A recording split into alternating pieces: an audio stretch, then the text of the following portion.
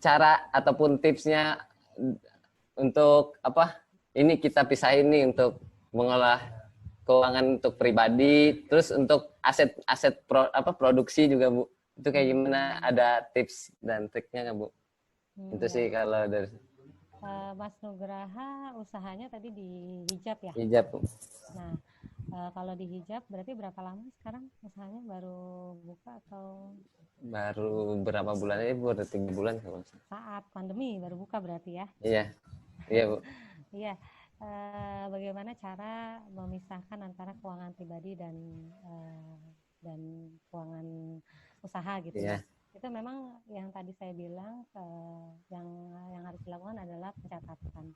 Jadi apapun yang kita keluarkan, sekecil apapun kita catat. Kalau memang tidak bisa dihindarkan untuk memakai uang usaha, yang penting adalah kita tahu tentang berapa yang telah terpakai, yang telah digunakan untuk kebutuhan pribadi. Karena kalau bisa diganti. Ketika kita ini, kalau ngomongin mahasiswa, saya juga agak bingung nih. jadi kebetulan kalau kita atau punya resources lain atau sumber keuangan lain selain usaha, misalkan kita punya, kalau kita pendapatannya bukan hanya usaha, misalnya saya, itu bisa kita, ketika saya pakai uang usaha pribadi, untuk keperluan pribadi, saya akan ganti ke saat saya punya uang ke dalam usaha tersebut. Jadi saya bisa tahu nih sebenarnya untungnya berapa, atau kalaupun tidak punya penghasilan lain dari luar usaha, catat. Jadi bisa ketahuan sebenarnya untungnya berapa. Karena kalau nggak ada catatannya kita lupa tuh kalau pakai. Habis pakai terus tiba-tiba uangnya habis, besok nggak bisa beli lagi. Ya kan? Jadi seminimal mungkin menggunakan uang usaha, tapi kalau tidak bisa dihindarkan, kita harus punya catatan yang jelas tentang buat apa uang yang tadi kita gunakan. Bu,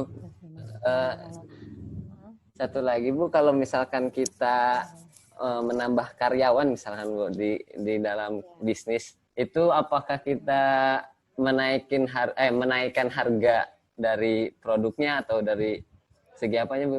Ada tips nggak itu? Kalau kita menambah karyawan gitu. Karyawan ya, Iya. Jadi yang pertama adalah ketika saat ini hindarkan itu.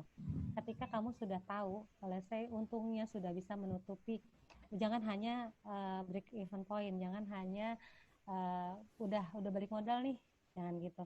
Kamu set keuntungan margin yang kamu mau.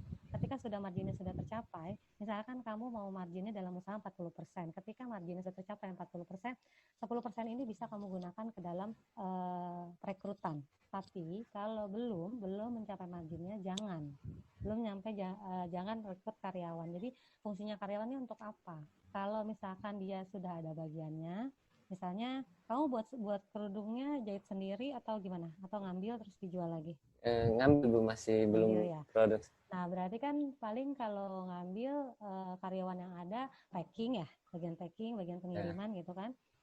Nah, kalau sudah ada bagian itu, jangan tambah karyawan.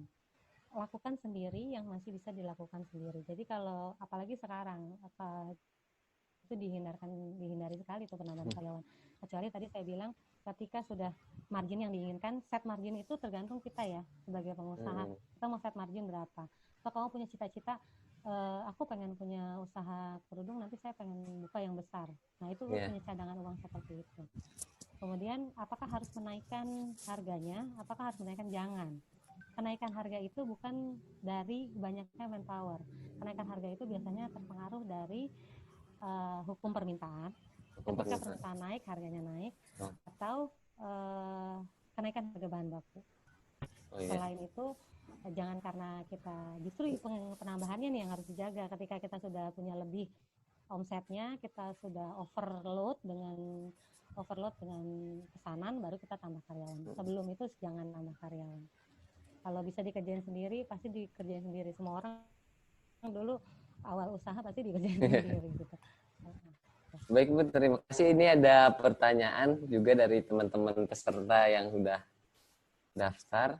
Ini ada dari Muhammad Bindi Putra. Penanya 1, bagaimana cara kita mempersiapkan anggaran darurat dan mempertahankan siklus arus kas untuk bisnis yang kita jalankan? di saat permintaan dan penawaran dari konsumen lagi tingginya. Mohon tips dan solusinya. Oke, terima kasih Mas Denny. Ini luar biasa nih kalau dalam keadaan kayak gini bisnisnya lagi konsumen dan lagi tinggi-tingginya ya. Kalau ada bisnis mungkin memang yang sekarang lagi tinggi-tingginya, mungkin seperti APD dan produk kesehatan mungkin bisnisnya memang lagi menaik pesat nih. Cuma bagaimana cara kita mempersiapkan anggaran darurat yang tadi saya bilang 30% dari omset. Jadi ketika kamu punya omset, siapkan 30% anggaran darurat untuk kita saving. Jangan dipakai apa-apa. Jadi untuk perluasan, kalau 30% dirasa kebanyakan, mungkin bisa 20%. Tapi kalau saat marginnya sudah banyak, misalkan marginnya lebih dari 30%, marginnya kita set margin 40%, 50%, kan kalau makanan aja kita biasanya set margin itu hampir 70%. Karena makanan kan kita lihat turnovernya dia cepat basi, jadinya biasanya dia setnya 70%. Ini tergantung margin yang di set nih. Kalau misalkan dia marginnya sekitaran 30%, mungkin bisa setengahnya. Misalkan 30% dengan penjualan hijab kalian tetapkan dari 100.000 berarti kan 30.000. Dari 30.000 itu minimal 50%-nya dari 30.000 disiapkan untuk anggaran darurat. Jadi ketika dari lagi tinggi-tingginya siapkan untuk anggaran darurat minimal 30%, kalau memang marginnya 60% atau 50%. Kalau marginnya memang sudah kecil 30%, mungkin bisa 50% dari margin tersebut. Jadi itu anggaran daruratnya. Selebihnya kalian bisa pakai untuk saving buat ekspansi bisnis. Kalau memang bisnisnya lagi banyak-banyaknya nih permintaan dan penawarannya. Jadi kita lihat keadaannya, tapi yang jelas 50% dari set margin yang sudah ada itu digunakan untuk anggaran darurat. Jadi set margin yang sudah ada 50%. Atau minimal sebanyak biaya operasionalnya. Misalnya kalau kita omset 100.000. Ini tadi yang saya sudah sampaikan ya, catat. Jadi pembukuan itu memang harus ada. Jadi kalau kita set margin 100.000 misalkan dalam sebulan, 100.000, set margin, omset kita 100.000. Oh ternyata kita catat nih biaya operasionalnya 70.000 nih. Berarti berapakah kita dananya tadi yang harus di saving? Berarti kita 70.000 dikali 3 bulan. Jadi minimal 3 bulan kita hidup tanpa harus mencari keuntungan lagi di bulan berikutnya. Misalnya berarti kalau 100.000, biaya operasionalnya 70.000, berarti kita harus save 210.000. Balik lagi, kalau misalkan nanti 200.000, oh berarti ternyata uang saya 200.000 omsetnya nih, karena lagi banyak-banyaknya penawaran sama permintaan. Berarti saya setnya dan biaya operasionalnya kalau dengan 200.000, tadi yang kalau kita lihat grafiknya, kalau 200.000 berarti biaya operasionalnya berapa? Biaya operasional itu ada bahan baku, ada biaya karyawan dan lain-lain. Oh ternyata kalau 200.000 ketika pendapatan saya 200.000, biayanya cuma 80.000, naik sedikit. Berarti berapa persen tuh? Dari 80.000 per 200.000. Berarti misalkan katakanlah 20%, itu yang harus di saving. Biaya operasionalnya yang harus di saving untuk 3 bulan ke depan. Jadi ketika 1 juta kan tetap 20% atau berapa dari 1 jutanya itu kalian bisa pakai buat saving, bukan anggaran darurat. Jadi ini ada anggaran darurat, ada saving buat ekspansi bisnis gitu. Gimana Mas Dendi? Ya gimana Mas Dendi, apakah sudah cukup atau masih kurang jelas? Insya Allah sudah. Terima kasih. Mas Dendi sudah punya bisnis apa nih? Oh belum, saya baru masih mahasiswa Bu. Oh masih mahasiswa. Nanti coba-coba kecil-kecilan. Mungkin kalau yang mungkin kalau mau mulai usaha tuh biasanya dengan modal yang sekecil-kecilnya. Jadi kalau misalkan bisa online, titip jual tadi yang saya bilang dropship, tanpa modal, kita cuma modal networking, jaringan pasar coba jualin, itu mungkin bisa dicoba kalau baru mau awal-awal jualan. Nah, jadi jangan ngeluarin modal yang besar dulu, cari dulu networkingnya. Kenapa saya mungkin terlambat untuk memulai usaha, karena saya cari dulu nih networkingnya. Kalau kita udah dapet networkingnya, bisnisnya akan ngikutin. Biasanya bisnis itu dimulai dari teman. Jadi kalau jualan kita tuh pasti dari teman dulu, baru yang lain bisa ngikutin. Dan kalau misalnya saat kita berbisnis memulai, jangan pernah khawatir nggak ada yang beli. Karena apapun yang kita jual itu pasti ada yang beli, pasti. Jadi mungkin Mas Nugraha juga Ya. kan pernah jualan Iya, ya, iya. pasti ada yang beli kan. Nah, itu nggak ada yang beli. Jadi pasti ada yang beli walaupun yang belinya nggak Nggak banyak. banyak. Jadi pasti ada yang beli. Apapun yang dijual tuh pasti ada yang beli. Bukan, jadi kalau jangan cepat nyerah, harus konsisten kan. Oh iya sekarang nggak laku nih, besok berhenti gitu. Iya, Jangan, konsisten yang penting ya, Bu ya. besoknya masih. Iya, Ini konsisten, di kesinambungan. Oke. ini ada pertanyaan lagi, Bu. Ada dua penanya. Yang pertanyaan kedua itu bagaimana cara kita agar bisa menarik perhatian atau mempromosikan kepada masyarakat agar bisa membeli dari produk kita dalam masa pandemi seperti ini. Oke, ini Mas Praja ya, saya jawab satu-satu ya. Ya. Mungkin ini bisa tahu dulu produknya apa misalnya.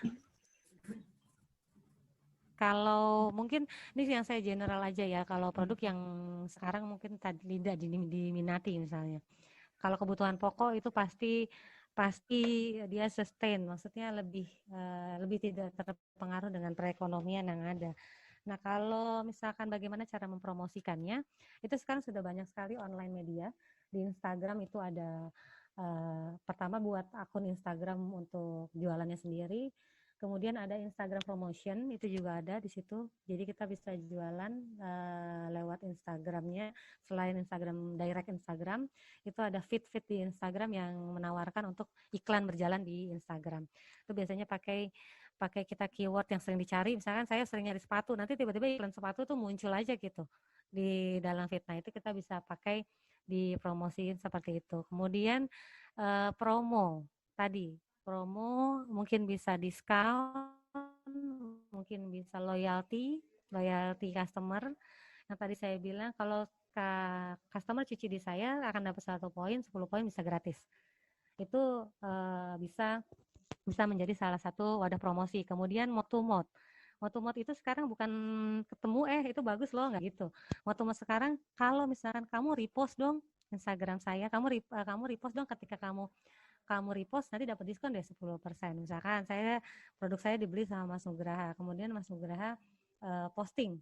Kemudian saya bilang, Mas tolong dong diposting. Nah, kebetulan Mas Nugraha ini punya jaringan atau followers yang banyak gitu. Nah, itu akan diikutin gitu. Jadi orang sekarang senangnya tuh ikut-ikutan.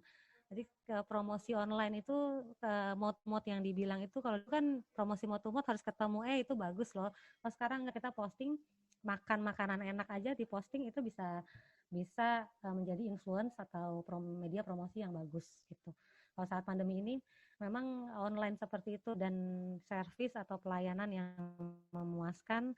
Jadi misalkan promosikan dengan pembelian segini free ya biaya antar, dan ini kamu di rumah aja, misalkan saya nganterin.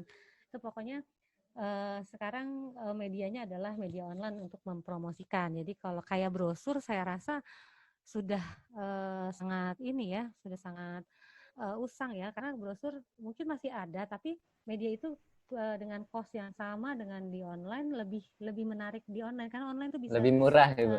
ya lebih murah dan skupnya lebih luas. Kalau di brosur kita cuma di situ aja tuh, dan cetaknya belum. Terus orang biasanya melihat brosur, kalaupun mau bikin brosur harus eye catching, harus benar-benar tulisannya misalkan gede atau apa. Nah ini benar-benar orang tertarik untuk membaca. Tapi kebanyakan brosur sekarang memang dibuang. Billboard kalau udah iklan berjalan tuh, kalau sudah besar ya usahanya, itu bisa masang di billboard gitu. Memang sekarang medianya untuk promosi masih di segi online, bisa dicoba. Tadi repost yang repost dapat diskon, yang repost dapat gratis apa, atau ngadain giveaway. Kalau misalkan like terbanyak nanti dikasih produknya. Itu media promosi seperti itu yang bisa dijalankan sekarang sih.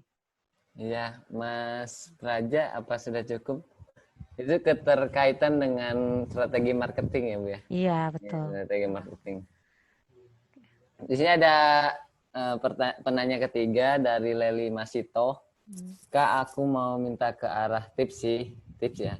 Bagaimana tetap bisa bertahan dalam sebuah usaha, posisinya masih sebagai mitra penjualan, kadang masih takut stok dan lain-lain. Itu gimana cara menghilangkan mental block dalam berbisnis? Ini kalau untuk sekarang ya, tadi saya udah jelaskan juga ya.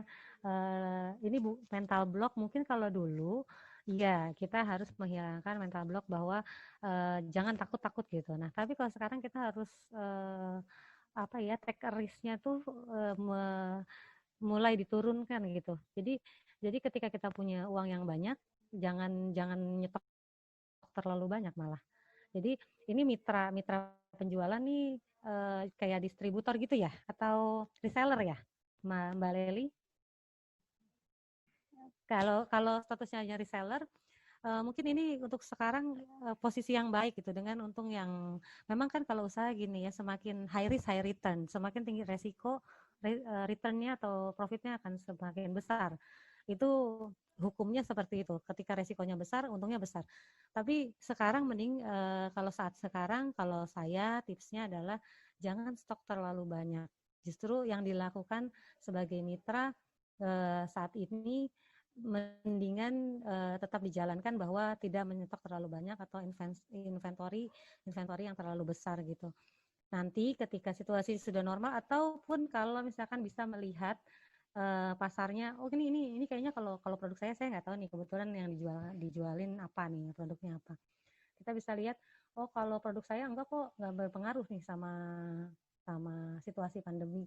Tapi saya mau stok banyak tapi saya rasa itu bukan keputusan yang baik sekarang.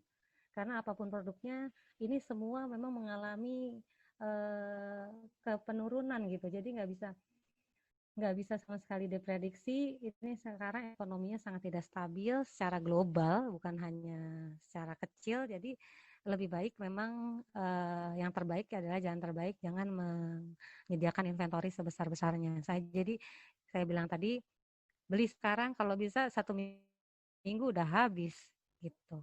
Sekarang banyak yang jualan, jadi kita jangan ketakutan produsen, oh nanti produsennya ini lagi hilang, mereka nggak jualan lagi sama kita, enggak, banyak. Jadi kalau untuk sekarang sudah bagus sekali nih, jadi mitra jangan jangan jangan stok terlalu banyak.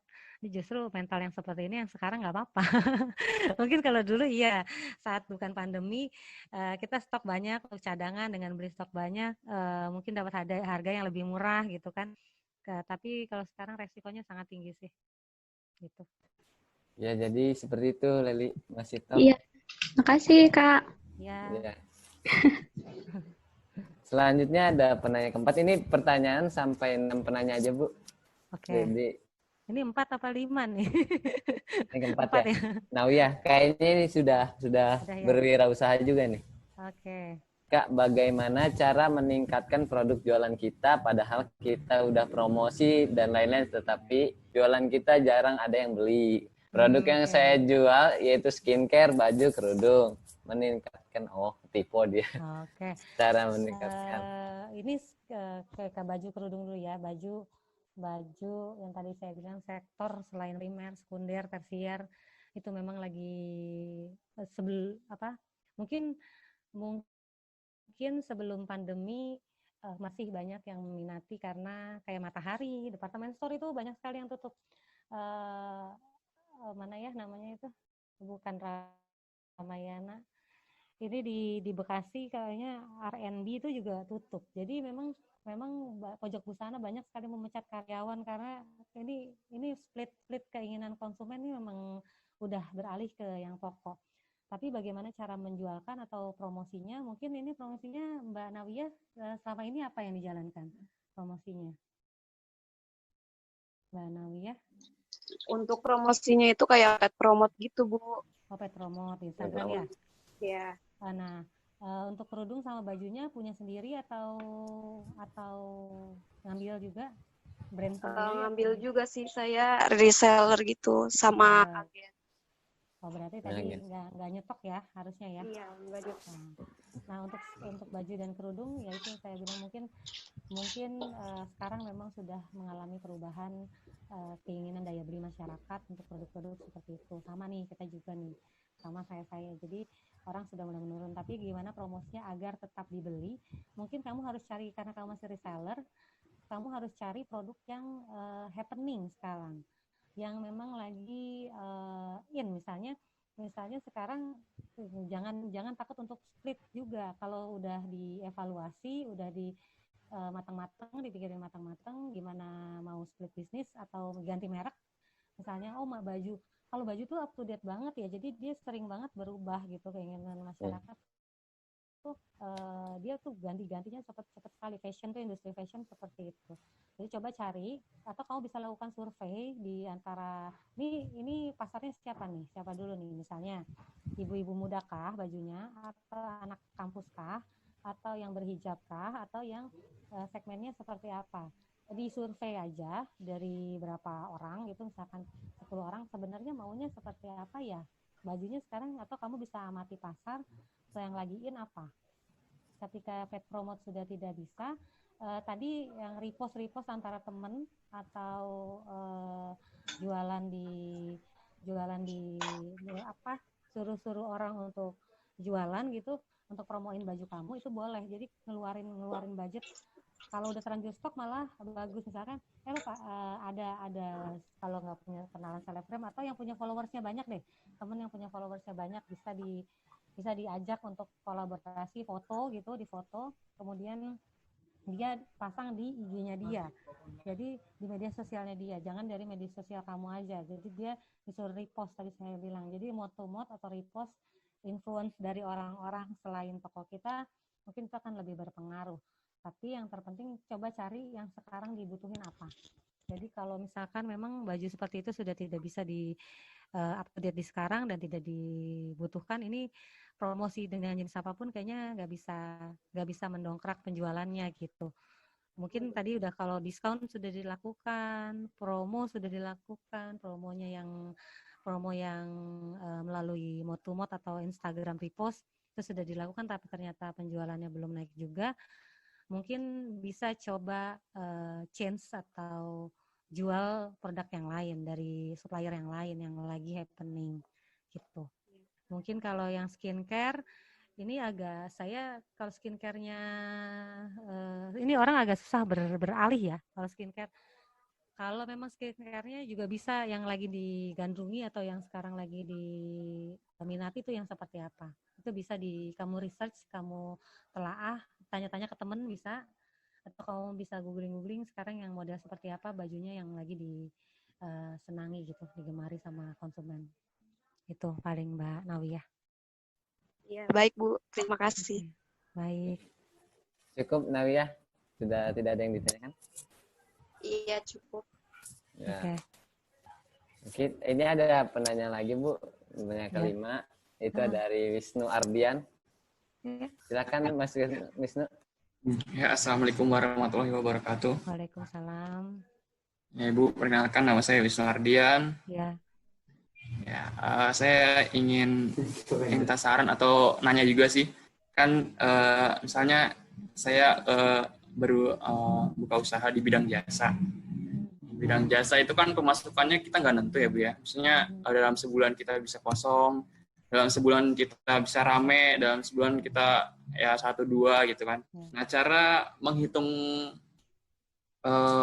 pembagian antara kan dalam setiap per bulan itu kan ada pemasukan yang jarang, maksudnya yang tidak menentu. Nah, cara membagi ada pengeluaran utama, pengeluaran yang rutin, pengeluaran pasti sama pengeluaran yang tidak terduga gitu Bu. Nah, sama pengeluaran yang mungkin kita keuntungan. Nah itu cara pembagiannya gimana? Nah, format pembagian di note-nya itu gimana? Nah, gitu, Bu. Mas Wisnu, jasanya jasa dokumentasi gitu Bu, sosial media, dokumentasi. Nah. Jadi dia seasonal ya, jadi kalau dia ramai. Yeah. Kalau usahanya jasa, itu kan dia sebenarnya biaya yang keluar itu sedikit ya, karena biaya paling SDM sama biaya, kalaupun beda sama produksi nih, barang manufaktur. Kayak misalkan produksi kerudung, produksi baju ya, bukan reseller, itu akan banyak stok barang dan banyak memakan biaya. Kalau biaya jasa lebih kepada gimana cara kita mengelola keuangan yang sudah didapat. Jadi ketika membedakan cost-nya, kamu catat dulu semua biayanya, baik yang biaya fix itu gini, biaya yang nggak berubah, misalkan gaji. Nah, kamu kalau udah punya karyawan atau biaya menggaji diri sendiri deh.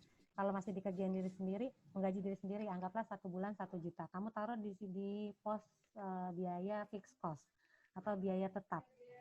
Itu fixed cost untuk menggaji diri kamu sendiri. Atau kalau punya sewa tadi itu namanya fixed cost. Jadi biaya yang tidak berubah itu kamu tempatin di dalam biaya fixed cost dan kamu split di dalam 1 tahun atau minimal 6 bulan deh kalau yang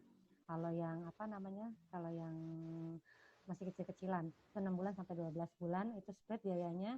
Kemudian kamu track record juga pendapatannya, juga record juga yang tadi variable cost. Jadi ketika dia punya pendapatan yang lebih besar di bulan Januari misalkan, di bulan Februari dia nggak dapat pendapatan sama sekali, maka ini nanti dibagi dalam setahun kamu bisa generate tuh, bisa dibagi rata-rata. Misalkan ternyata biaya 1 tahun itu setelah fixed cost ditambah variable cost 10 juta, terus dibagi per bulan, berarti dibagi 12, misalkan setahunnya 12 juta tuh antara fixed cost dan variable cost, misalkan 12 juta kita bagi ke 12 bulan, berarti 1 bulan tuh biayanya 1 juta. Itu kamu udah tahu, berarti gue harus nyanangin 1 juta kalau pendapatannya berapa sebulan, setahun misalnya pendapatan 16 juta, 16 juta dibagi 12, berarti pendapatan sebulan berapa.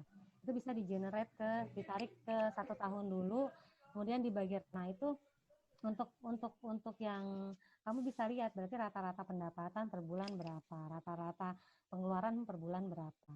Jadi nggak bisa misalkan untung bulan Januari karena omsetnya besar, untungnya besar, pakai aja deh, karena kan besok nggak tahu nih kalau jasa besok dapat apa enggak gitu kan, jasa dokumentasi.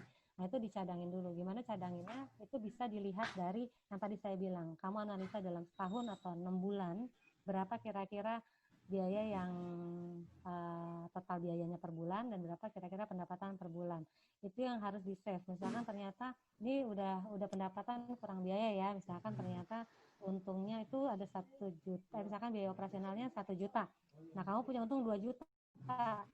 Oh ya udah 1 jutanya mau saya pakai aja 1 juta. Jadi saya simpannya 1 juta aja.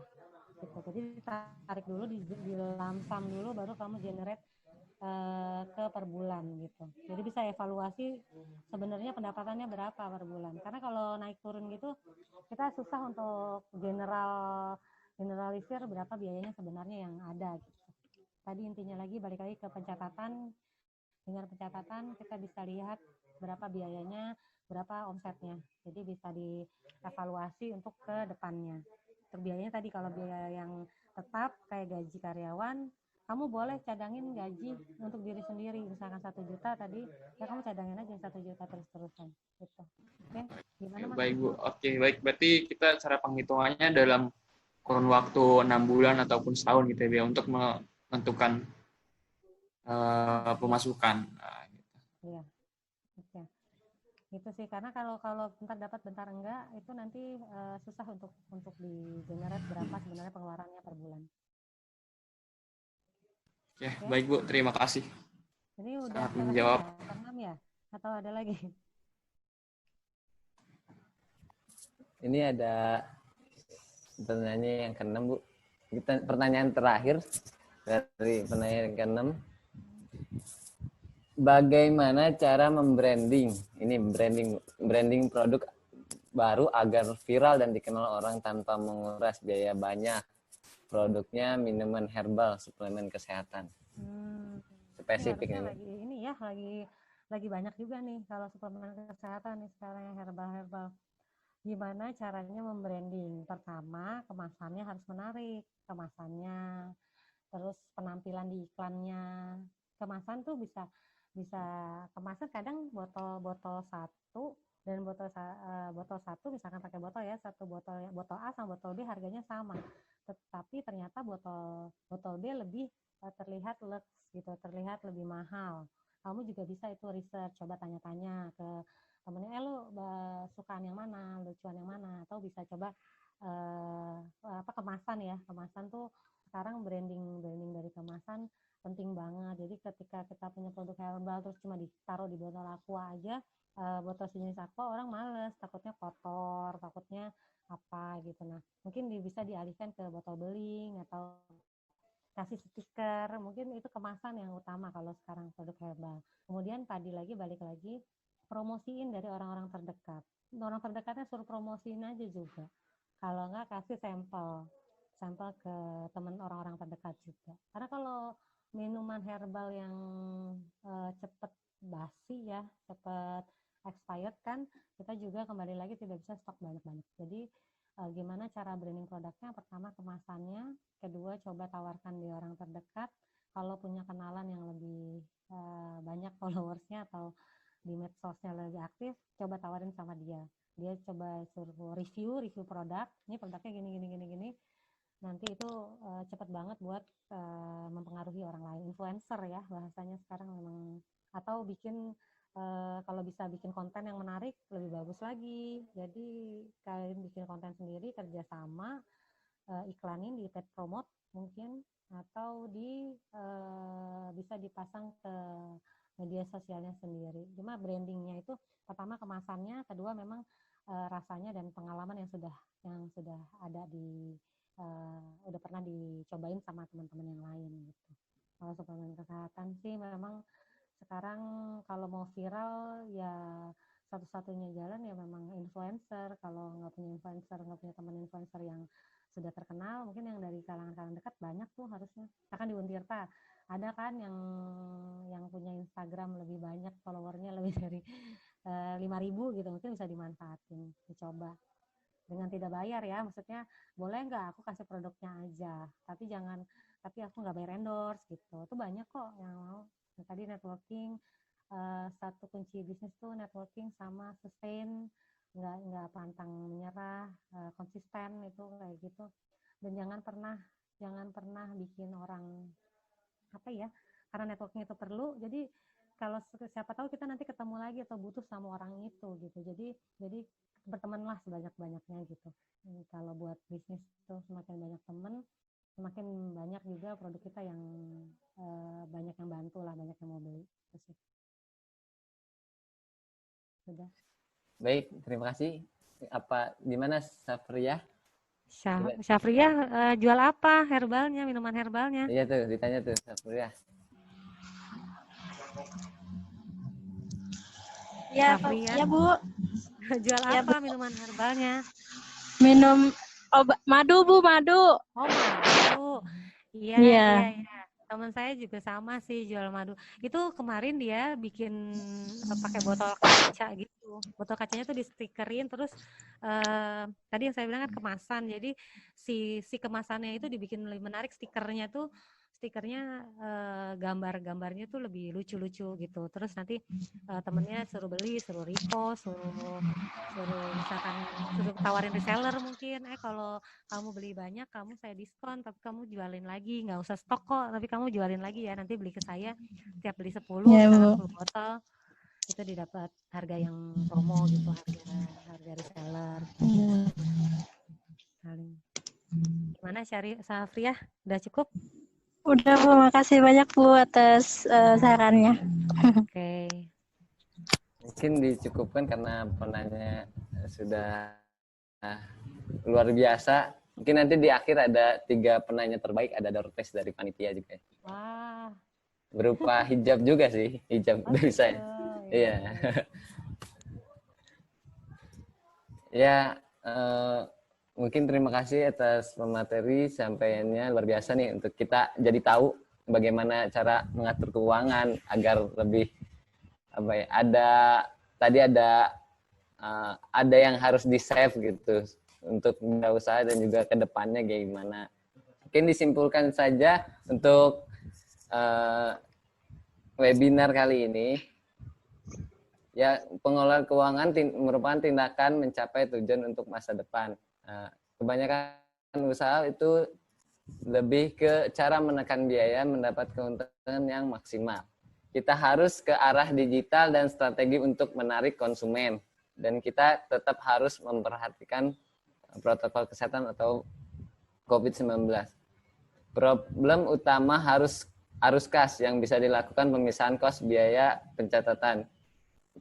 Yang tadi sudah dijelaskan yaitu cara menjaga cash flow seperti meminimalisir biaya operasional, evaluasi biaya pengeluaran, evaluasi biaya pengeluaran, negosiasi dengan supplier, pahami kebutuhan diri kita gitu. Dan masih banyak yang tadi disampaikan oleh Ibu Ranila, cukup luar biasa. Mungkin cukup sekian juga dari saya balikan ke MC acara. Ya, terima kasih. Sebelumnya, sorry. Iya, Bu. Saya lupa ya, tadi saya belum tutup ya. Oh iya, Bu. Oke, terima kasih atas perhatiannya, luar biasa sekali nih, banyak banget penanya-penanyanya.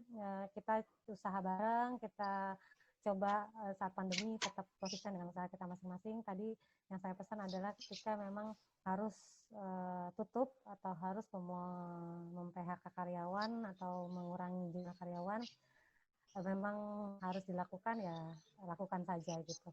Tadi yang split bisnis, saya jualannya nggak yang ini saya coba promosi tapi nggak laku-laku, coba cari yang lain. Itu kalau memang sudah dievaluasi, ada baiknya memang kita lakukan gitu ya. Sekali lagi terima kasih, kalau saya ada salah saya mohon maaf ya Mbak. Iya, Bu, mohon maaf juga. Wassalamualaikum warahmatullahi wabarakatuh. Waalaikumsalam Ibu. Ya, setelah ini ada sesi dokumentasi juga sebentar Ibu. Ya. Terima kasih kepada moderator kita pada hari ini, Mas Nugraha Pamungkas, dan juga materi kita yang sangat luar biasa, Ibu Ranila. Informasi-informasinya sangat berguna tadi, mulai dari cash flow, bahkan ada sedikit saran marketing, dan juga saran untuk menjalin relasi nih teman-teman. Nah, salah satunya tuh lewat webinar ini, kita jadi kenal, dikumpulin dalam satu grup, ada dari berbagai daerah juga Bu, tadi ada dari jauh-jauh, dari Gorontalo kalau nggak salah. Seru banget ya, Iya. Gorontalo ya. Iya, akhirnya dari mana tadi? Dari Mas Rizky ya, terus jauh-jauh Bu tadi ada juga. Gimana di sana, Mas Rizky? Di sana aman-aman saja kah? Oke, ya lanjut aja Mbak. Oh iya. Nah, untuk yang terakhir kita ada sesi dokumentasi. Teman-teman diharapkan untuk menyalakan fitur kameranya terlebih dahulu ya. Sebentar aja biar wajah cantik sama gantengnya kelihatan.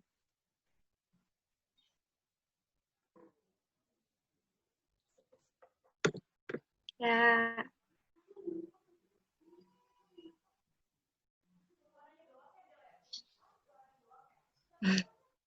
Udah? Boleh pakai gaya yang imut-imut ya? 1, 2, 3. Dadah, terima kasih. Ya. Nah, dengan berakhirnya sesi foto tadi, berakhir pula acara webinar pada hari ini. Terima kasih banyak teman-teman. Semoga selalu dalam keadaan sehat dan semangat menyebarkan informasi. Terima kasih banyak. Wassalamualaikum warahmatullahi wabarakatuh. Waalaikumsalam. Terima kasih, Bu. Ya. Saya keluar ya. Iya, Bu. Terima kasih. Terima kasih, Bu Danila. Ya. Teman-teman, nanti pengumuman untuk penanya terbaik itu ada di grup.